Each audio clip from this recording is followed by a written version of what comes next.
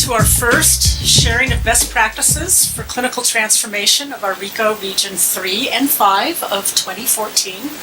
My name is Deb Parsons, and I'm an internist geriatrician and the medical director for Region 3 RICO, Adams, Arapahoe, and Douglas County, and here at Colorado Access.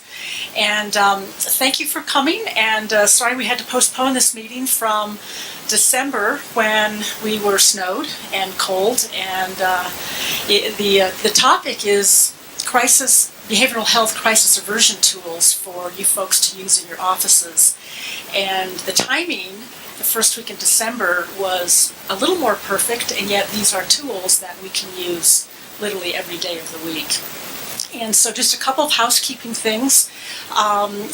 For those of you who have not been here before, bathrooms, if you need them, you can come and go. Bathrooms are all the way down the end of the hall.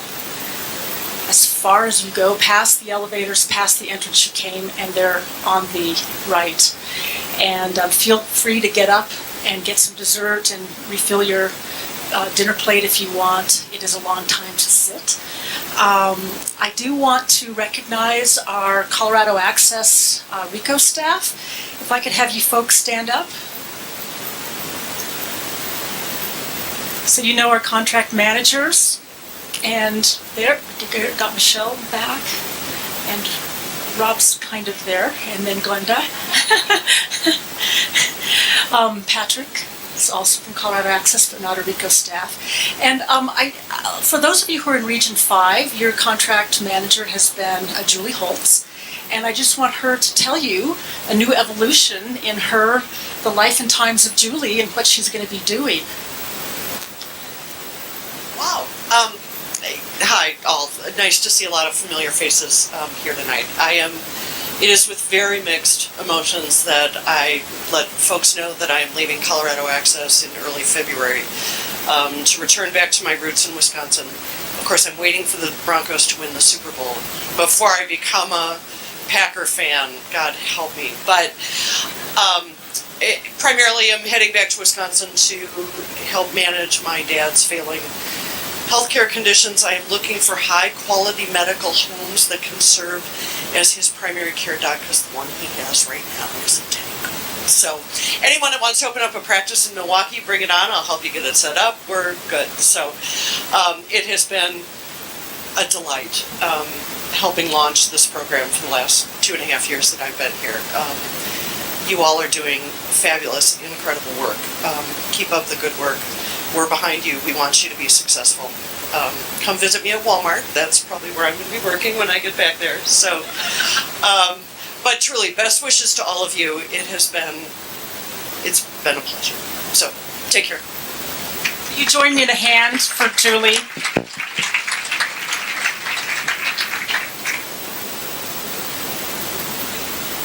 So here's our agenda tonight. Andrew Mondo from Trail Solutions is just temporarily held up. I do expect he will arrive shortly, and we're going to go ahead with the agenda, and when he arrives, we'll address the SDAC data and its role in you looking at patients who are getting behavioral health services, and the lack of its role in you looking at your patients getting behavioral health services. We have Sherry Skelding, who's a clinical social worker and the clinical director from Metro Crisis Center. Metro Crisis Services. And then we have our two physicians, Charlie Lipolis and Kim Nordstrom. These two physicians are going to be talking to you about tools that you can use in your office to help with crisis aversion. And then Rob Bremer from Colorado Access is going to be talking a little bit about future innovations and how we can better meet the needs of our patients in terms of providing mental health services, but we really are starting to think outside the box. As the start of every one of our best practices meeting, we have a charter. And many of you were involved in making that charter, and many of you are new, and we do like to discuss our charter. Our charter mission is to align with the triple aim. This is not just an information meeting where the things change, but quarter to quarter, but it's a meeting where you all, deep in your heart and souls, pledge to share best practices with your colleagues who are trying to transform care of patients and practices at the bedside. So we are aligned with IHI's triple aim. You know what our key performance indicators are of reducing unnecessary ED utilization, hospital readmissions, high-cost imaging, and the new one of well child checks. And our value is really that clinical transformation is patient-centric, and that's why we have this, is because we need to know how to interface with patients better than what we're doing now. Clinical transformation is provider-led. We need more of you in leadership roles to make this work happen. And clinical transformation nets value. And value is increasing quality and decreasing costs and increasing customer satisfaction with the experience. I'm not going to go through the tenets that our charter committee came up with. You can read through those. They're in your handout.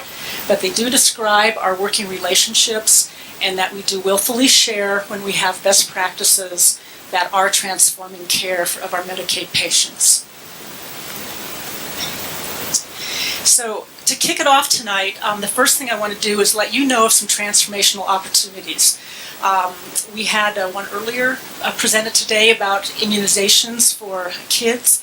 The four I'm going to briefly talk to you about is up on the list. I'm going to talk to you about how Colorado Access invested our incentive bonus money for our improvement in our first year at Colorado Access, or in the RICO.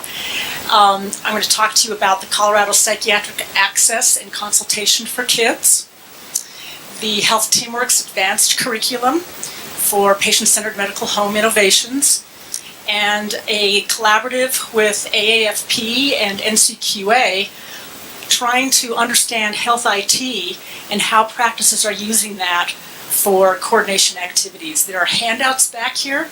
These presentations are going to be brief. That's not what we're here for today. We're here to share psychiatric best practices, but these are transformative in nature, and they will help you reach your goals. They'll help your patients reach their goals.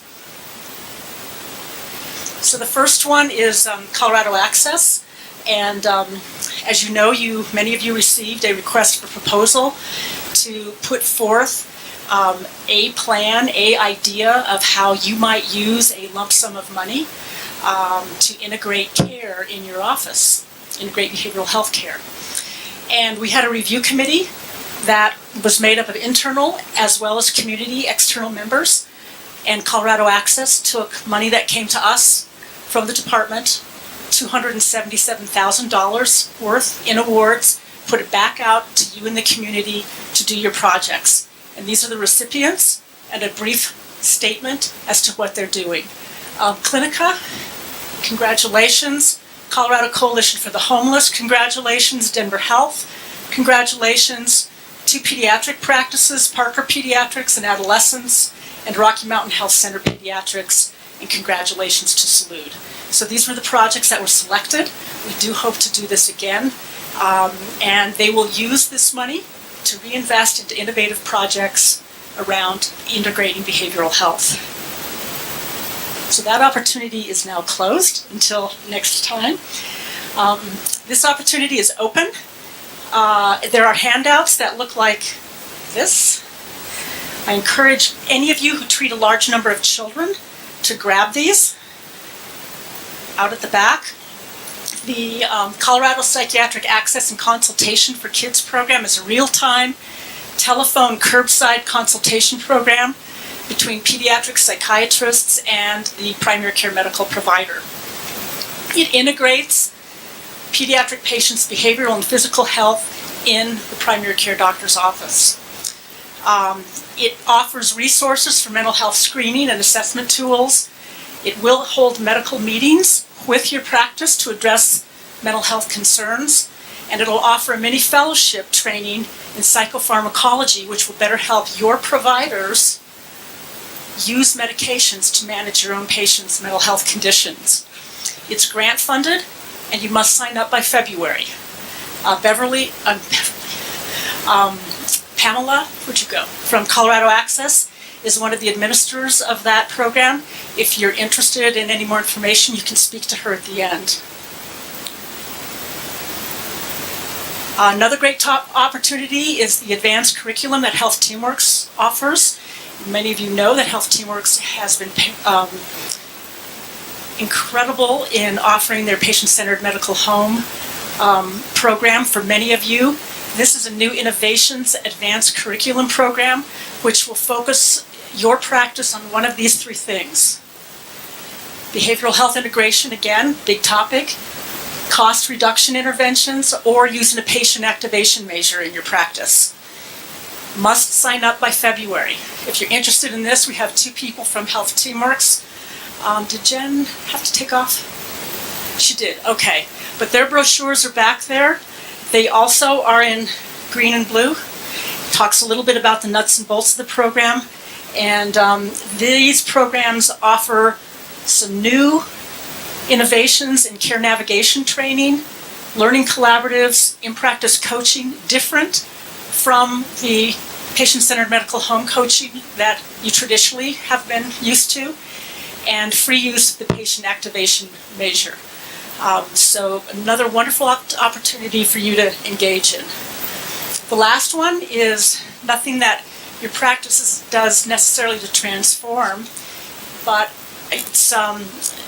it's helping AHRQ understand how you folks are using IT to do care management activities. And they will pay you to come into your office to learn about that.